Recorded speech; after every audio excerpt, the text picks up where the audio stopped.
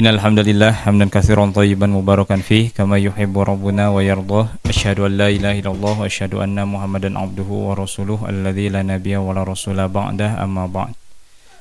Fa ya ibadallah usikum wa nafsi bittaqwallah kama qala Allah ta'ala fi kitabihil karim. A'udzu billahi minasyaitonir rajim. Ya ayyuhalladzina amanu taqullaha haqqa tuqatih wa la tamutunna illa wa antum muslimun. Sahabat Markas Al-Ittihad yang dirahmati Allah Subhanahu wa taala, barangkali di antara kita ada yang sedang mengalami ujian atau kemadorotan yang acap kali membuat hati kita merasa sedih, merasa gundah, merasa gulana, kecewa dan lain sebagainya. Entah itu mungkin hadirnya penyakit dalam tubuh kita, atau mungkin bisnis kita yang sedang mengalami kemunduran atau kepailitan gitu. Atau mungkin saudara kita ada yang meninggal dunia atau lain sebagainya. Sahabat Markas semua, itu semua merupakan takdir Allah Subhanahu wa taala. Allah Subhanahu wa taala yang perkenankan semua itu menimpa kita semua, sehingga mungkin kesedihan-kesedihan tertancap dalam hati kita, tertanam dalam hati kita. Sebagaimana Nabi SAW pun merasakan hal yang sama.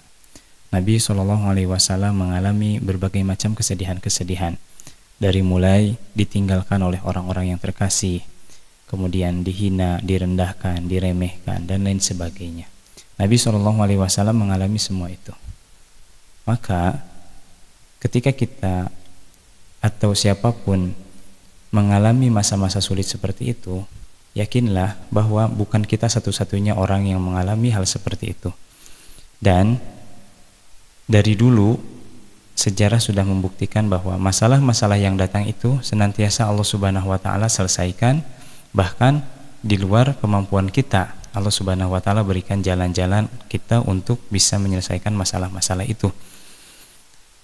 Dan acap kali ketika orang itu berusaha sekuat tenaga untuk membereskan masalah-masalahnya, namun ternyata Allah tidak hadirkan penyelesaian-penyelesaian untuk setiap masalah-masalahnya. Kenapa? Karena sekali lagi Allah ingin membuktikan kepada kita bahwa masalah itu hadir karena Allah Subhanahu wa taala.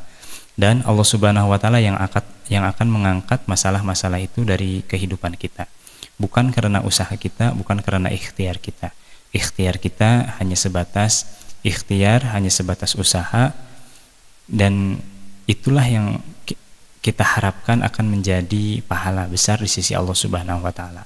Adapun selesai atau tidaknya masalah yang menimpa kita, itu bukan urusan kita.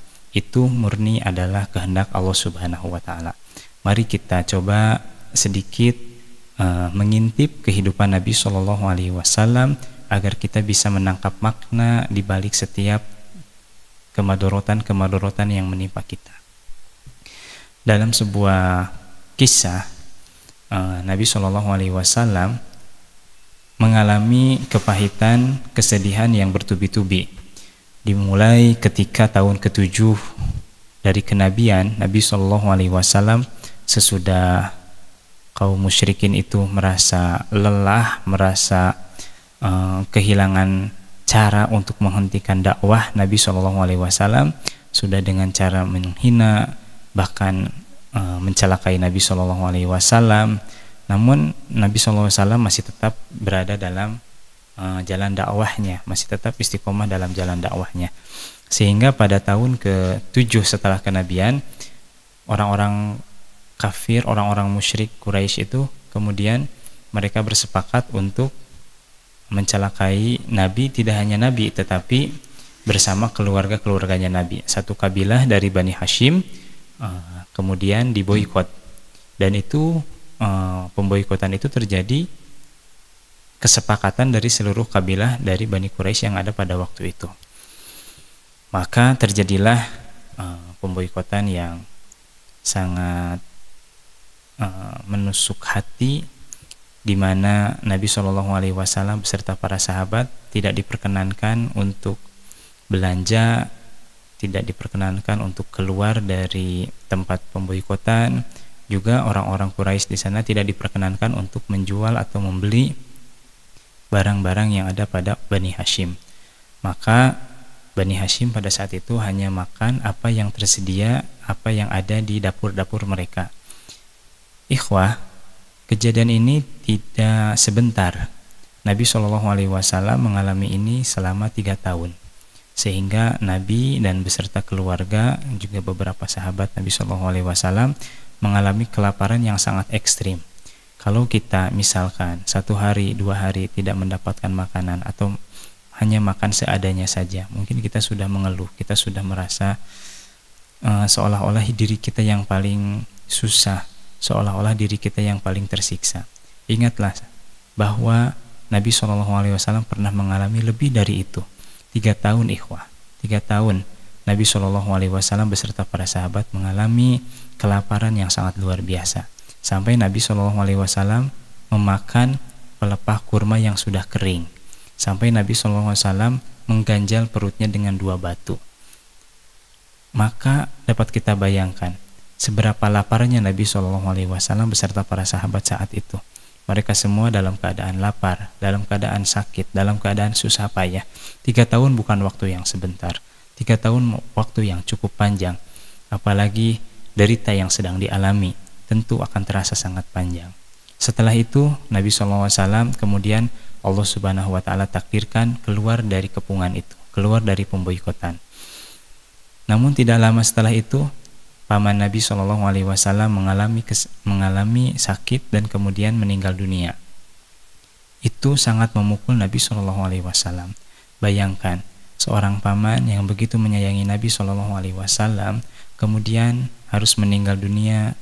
Bukan hanya meninggal dunianya, tetapi yang membuat Nabi sedih adalah paman Nabi meninggal dunia dalam keadaan beragama agama Abdul Muthalib. Walaupun Nabi telah menawarkan, Nabi telah meminta kepada Abu Thalib untuk masuk agama Islam, namun ternyata di akhir hayatnya Abu Thalib tidak mampu untuk mengucapkan kalimat syahadat dan tetap berpegang kepada agama nenek moyang mereka. Kemudian kesedihan yang lainnya ketika sepeninggalnya Abu Thalib itu pemimpin di kabilah Bani Hashim yang menjaga melindungi Nabi SAW. Yang menggantikan Abu Thalib adalah paman Nabi yang lain, yakni Abu Lahab. Kita semua tahu bagaimana Abu Lahab terhadap Nabi SAW. Dan sekarang seorang Abu Lahab menjadi pemimpin di Bani Hashim, di Bani Nabi SAW.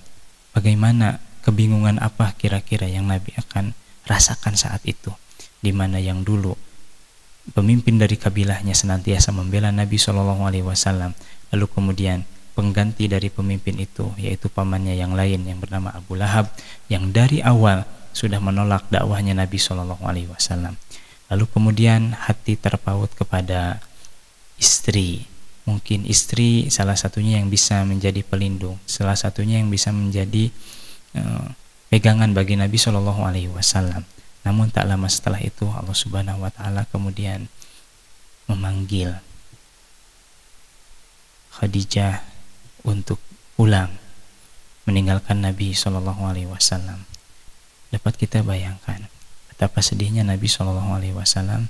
Bahkan di episode meninggalnya Siti Khadijah, yang mungkin di kesempatan yang lain akan kita bahas lebih dalam, Nabi SAW merasakan kesedihan yang sangat dalam, kesedihan yang kalau kita bisa bilang mungkin puncak dari segala kesedihan-kesedihan yang Nabi alami.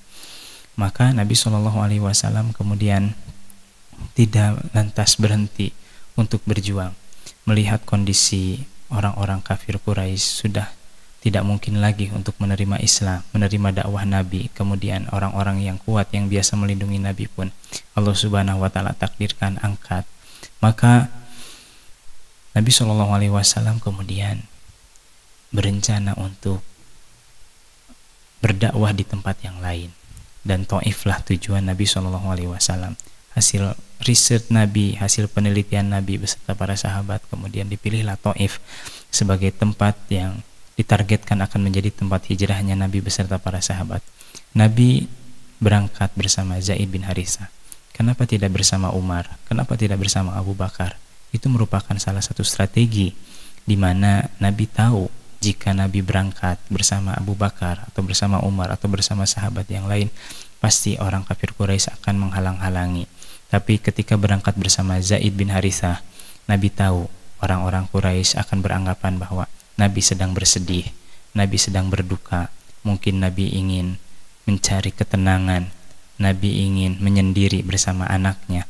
Ya udah, gak apa-apa, kasihan, kasih waktu saja. Sehingga Nabi SAW akhirnya dibiarkan keluar dari kota Mekah bersama Zaid bin Harithah, yang pada saat itu tidak ada seorang pun yang menyangka dari kafir Quraisy bahwa Nabi akan bertolak ke Thaif untuk melanjutkan dakwah. Kenapa? Karena pada saat itu memang Nabi dalam puncak kesedihannya. Namun ketika sudah sampai di Thaif 10 hari, Nabi SAW pun ditolak dengan penolakan yang sangat tragis, dengan penolakan yang sangat bengis. Tidak ada penolakan yang lebih menyedihkan daripada apa yang dilakukan oleh para penduduk Thaif ketika menghadapi dakwahnya Nabi SAW. Maka kesedihan itu pun semakin memuncak. Ketika pulang dari Thaif, kemudian Nabi SAW merasa khawatir kaum kafir Quraisy akan menolak Nabi SAW atau akan membunuh Nabi SAW ketika memasuki kota Mekah. Lalu kemudian Nabi SAW berstrategi kembali, terus berikhtiar bagaimana caranya, bagaimana agar dakwah ini bisa sampai, terus berikhtiar. Lalu kemudian ternyata Allah hadirkan beberapa anugerah setelah kepahitan itu. Di antara puncak anugerah-anugerah itu, Allah Subhanahu wa taala berikan kepada Nabi SAW, yaitu Isra Mi'raj, di mana Nabi SAW diizinkan oleh Allah Subhanahu wa taala bersama malaikat Jibril untuk pergi dari Masjidil Haram menuju Masjidil Aqsa, yang tidak lain tidak bukan itu menjadi sebuah peta, menjadi sebuah jalan dakwah, bahwa dakwah Islam itu menuju ke Masjidil Aqsa. Peta rute penyebaran Islam kemudian akan mengarah ke utara, ke Masjidil Aqsa. Kemudian dari Masjidil Aqsa naik ke atas ke langit sampai tiba di arasy-Nya Allah Subhanahu wa taala.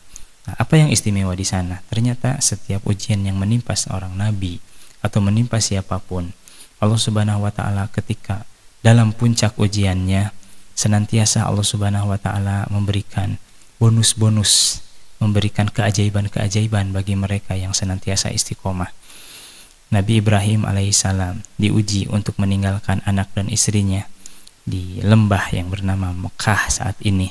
Kemudian Allah Subhanahu wa taala abadikan ujian itu atas kelulusan Nabi Ibrahim alaihissalam beserta keluarganya dengan ibadah haji, di mana di sana ada ritual-ritual ibadah yang mengingatkan kita pada perjuangan Nabi Ibrahim beserta keluarga.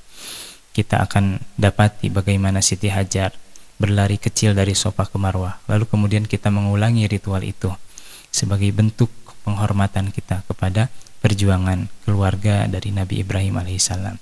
Setiap ibadah yang dilakukan di sana dalam ibadah haji itu tidak terlepas dari perjuangan dan pengorbanannya seorang nabi yang sangat mulia, yaitu Nabi Ibrahim alaihissalam. Lalu kemudian apa yang Nabi SAW dapat dari ujian yang begitu berat yang menimpa Nabi? Ternyata Nabi SAW diberikan anugerah oleh Allah Subhanahu wa taala Isra Mi'raj. Lalu apa yang istimewa di sana? Ternyata Allah Subhanahu wa taala memberikan dalam Isra Mi'raj itu satu kewajiban yang senantiasa kita lakukan, tidak 1 tahun sekali seperti ibadah haji, bahkan kita laksanakan setiap hari. Setiap hari kita melaksanakan ritual ibadah tersebut, yang mana itu merupakan hadiah dari Allah Subhanahu wa taala kepada Nabi untuk umatnya, yaitu kewajiban melaksanakan sholat. Dan kalau kita hendak memaknai ibadah sholat dengan Isra Mi'raj itu, maka akan kita dapati suatu hal yang sangat mendebarkan, suatu hal yang akan membuat kita merasa terkagum-kagum, di mana kisah Isra Mi'raj itu sendiri ternyata Allah simpan dalam sholat kita. Di manakah posisi Isra Mi'raj itu Allah Subhanahu wa taala letakkan dalam sholat kita? Ternyata kejadian Isra Mi'raj itu Allah Subhanahu wa taala letakkan dalam sholat, yakni dalam tahiyat, di mana tahiyat itu merupakan obrolan yang sangat intim antara seorang Nabi Shallallahu Alaihi Wasallam bersama Robnya Allah Subhanahu Wa Taala.